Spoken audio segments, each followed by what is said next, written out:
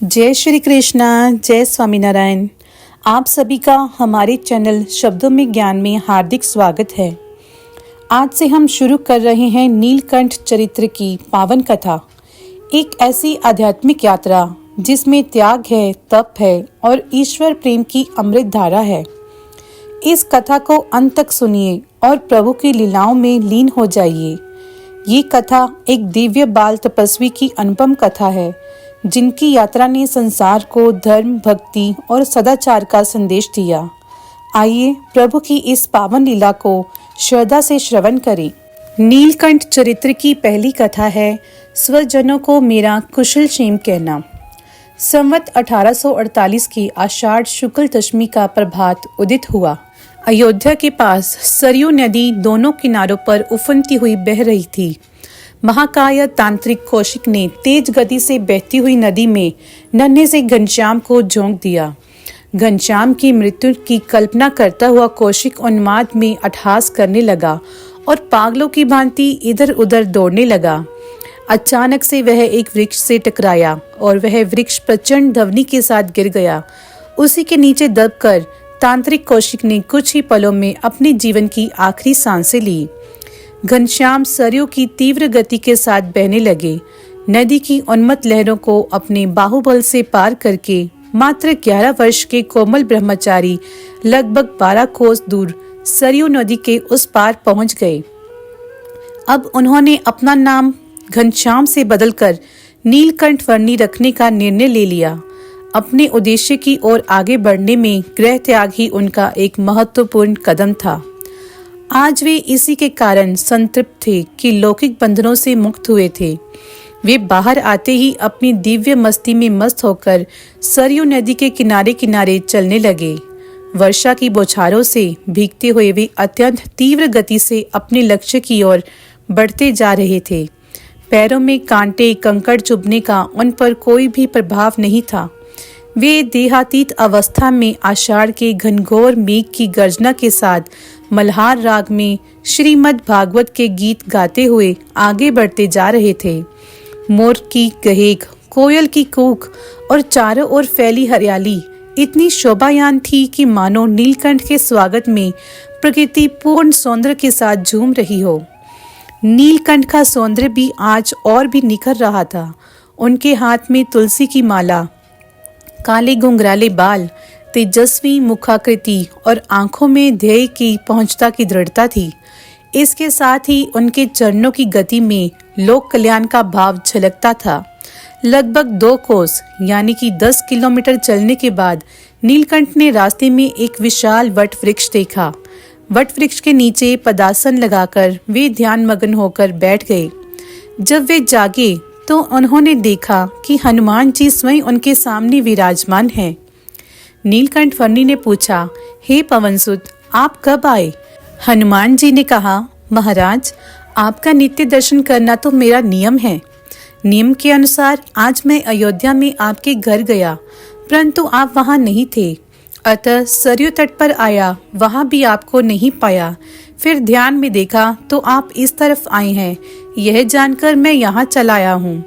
अब यदि आज्ञा हो तो आपके साथ आपकी सेवा में रहूं।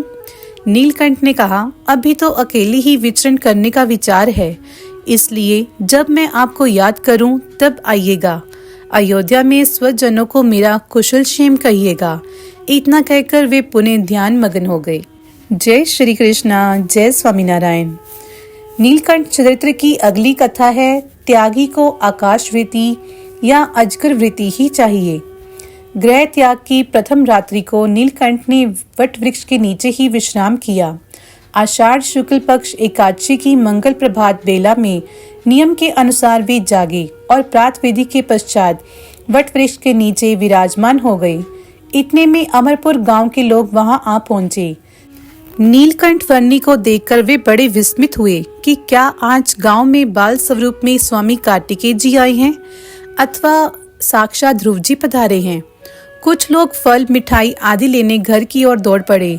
कुछ ही पलों में नीलकंठ के सम्मुख फल, फूल, मिठाई आदि का ढेर सा लग गया।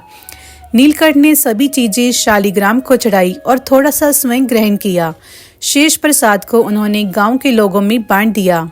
नीलकंठ प्रसाद बांट रहे थे। यह देखकर कुछ लोगों ने कहा, ब्रह्मचारी शाम के लिए अपने पास कुछ रखने की कृपा करें। नीलकंठ ने यह सुनकर स्मित किया और कहा, यदि ऐसा विचार किया होता कि संध्या या प्रभात में क्या खाएंगे तो घर का त्याग क्यों करता। त्यागी को तो आकाश वृत्ति या अजगर वृत्ति ही चाहिए। जिस ईश्वर ने जन्म दिया है वही पोषण भी करता रहता है। नीलकंठ की वाणी में दिव्यता और मधुरता थी। सभी उनकी प्रतिभा के दीवाने हो गए। नीलकंठ ने कहा, अब आप जाइए, मुझे यहाँ किसी का डर नहीं है। मेरी शक्ति चराचर में व्याप्त है। गांव के भोले भाले लोगों को नीलकंठ की दिव्य वाणी समझ में नहीं आई। नीलकंठ वहां से प्रस्थान करके कल कल की बहती नदियों और गहरे नालों को पार करते हुए जंगल की विकट राह पर आगे बढ़ने लगे। वे जहां जहां विश्राम करते वहां के लोग उनकी दिव्य मूर्ति देखकर खींचे चले आते। कभी कोई फल फूल लाता तो कभी कोई भोजन। नीलकंठ सब कुछ ठाकुर जी को भोग लगाकर थोड़ा सा ग्रहण कर लेते और शेष सामग्री वापस लौटा देते। वे उत्तर में हिमालय के जंगलों की ओर चलते गए। उनके मन में माता पिता, भाई भाभी, मित्र आदि किसी का भी स्मरण नहीं था। स्वरूप का स्मरण करते हुए वे शीघ्रता पूर्वक चलते जा रहे थे। कभी कभी वे पीछे मुड़कर भी देख लेते। मन में भय रहता कि शायद कोई घर से मुझे वापस लेने के लिए ना आ जाए। नीलकंठ चलते ही जा रहे थे। गहन अरण्य में मूसलाधार बारिश के बीच कांटों कंकड़ों की परवाह किए बिना उनके पांव आगे ही बढ़ते जा रहे थे। ना पैर में जूते थे, ना सिर पर छत्र। स्वयं साक्षात परमात्मा होने पर भी तथा उन्हें तप करने की कोई आवश्यकता नहीं होने पर भी अनंत लोगों का कल्याण करना ही उनके तप का उद्देश्य था। जय श्री कृष्णा, जय स्वामीनारायण। नीलकंठ चरित्र की अगली लीला है वेणी राम को दिया दर्शन और रघुनंदन को जीवन। अयोध्या में घनश्याम के गृह त्याग से सारा वातावरण शोकाकुल था। अपने प्रिय घनश्याम के वियोग से व्याकुल सुहासिनी भाभी के आग्रहवश राम प्रताप जी ने सोचा, अब मुझे फिर एक बार छपिया गांव में घनश्याम की जांच करना चाहिए। शायद वे रूठकर छपिया चले गए हों। गांव में घनश्याम को 7 दिन तक ढूंढा, परंतु वहां उनका कुछ भी पता ना चला। घनश्याम के मित्र भी थक चूर हो गए थे। अचानक घनश्याम के बाल मित्र वेणी राम ने सोचा कि घनश्याम गांव के गहरे कुएं में कई बार गोता लगाते थे। हो सकता है उसी में डूब गए हों। यदि घनश्याम कुएं में नहीं मिले तो मैं भी कुएं में डूबकर मर जाऊंगा। यह सोचकर वेणी राम ने कुएं में छलांग लगा दी, परंतु वहां भी घनश्याम नहीं मिले। काफी समय बीतने पर भी जब वेणी राम बाहर नहीं निकला तो उसके पिता मोतीराम को बहुत चिंता होने लगी। मोतीराम अपने पुत्र वेणी राम को निकालने हेतु स्वयं कुएं में कूद पड़ा। कुएं में इतना अंधकार था कि मोतीराम भी कुएं में डूबने लगा। जब पिता पुत्र दोनों बड़ी देर तक कुएं से बाहर नहीं निकले तो वेणी राम की माता और उसके मामा वहां आकर सिर पटक पटक कर रोने लगे। उसी समय घनश्याम ने कुएं में उन दोनों को दिव्य स्वरूप में दर्शन दिया। कुआं प्रकाश से भर गया। घनश्याम ने धीरे धीरे वेणी राम और उसके पिता मोतीराम को कुएं से बाहर निकाल दिया और तुरंत अदृश्य हो गए। वेणी राम घनश्याम का दर्शन पाकर धन्य धन्य हो गया। घनश्याम का एक अन्य मित्र रघुनंदन था। वह वणिक पुत्र था। उसने घनश्याम को 7 दिन तक खोजा। अंत में जब वे ना मिली तब वह अत्यंत उदास होकर सोचने लगा, घनश्याम के बिना जीवन जीने में क्या आनंद। यह सोचकर रघुनंदन नारायण सरोवर में गया। वहां एक पेड़ के नीचे बैठकर घनश्याम का ध्यान किया और ध्यान करते ही विरह वेदना में उसने अपनी देह का त्याग कर दिया। जब वह शाम तक घर नहीं आया तब उसके माता पिता चिंतित हो गए। वे राम प्रताप जी को लेकर उनके खोज में निकल गए। वैसे भी राम प्रताप जी घनश्याम के ना मिलने पर बहुत दुखी थे और उस पर घनश्याम का मित्र रघुनंदन खो गया तो वे और दुखी हो गए। सभी मिलकर नारायण सरोवर की ओर रघुनंदन की खोज करने के लिए निकल पड़े। तीनों का दुख देखा तो उसी क्षण हनुमान जी प्रकट हुए और उन्होंने आकाशवाणी के रूप में जानकारी दी कि आपके छोटे भाई तो वन में तप करने गए हैं। तप करने के बाद वे पृथ्वी पर सद्धर्म की स्थापना करेंगे और भविष्य में आपको उनका दर्शन होगा। अतः आप विलाप मत कीजिए। यह सुनकर राम प्रताप जी का मन अत्यंत शांत हो गया।